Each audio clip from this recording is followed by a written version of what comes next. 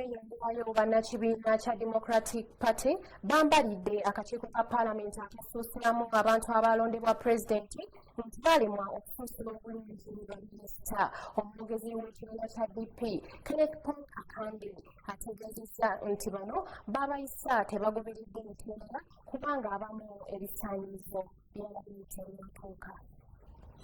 Tulina etteeka limu lye tukozesa eri buli munnayuganda yenna.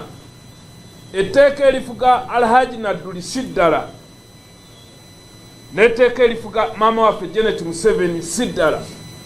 Bonna batambulira wansi wa constitution ya Uganda era bonna balina kutambulira wansi w'amateeka ga Uganda.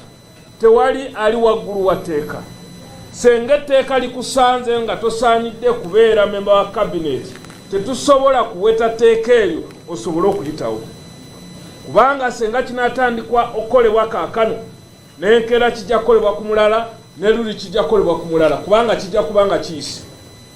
N'olwekyo ffe ng'ekibiina kya Democratic Party tumaze okulagira obukulembeze bwaffe mu Paalamenti nga mwe ne Chief Whip waffe agende ayogeremu ne Speaker wa Parliament Honorable Rebecca Kadaga bwe kiba kyetaagisa ensonga eno agireete ne mu Parliament, ku floor ya Parliament eyogerweko oba amateeka gakyusibwa oba gasigala nga ge gamu.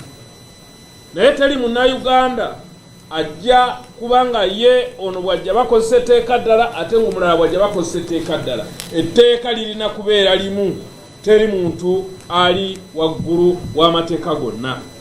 N'olwekyo tusaba Parliamentary Committee eddemu etunule mu nsonga eno ekozese amateeka agagiweebwa, ereme kukozesa kisa nga yo bwegamba. Tetumanyi kisa bakipima batya, naye tulowooza nti ekisa kirina okukolebwa ku buli muntu yenna.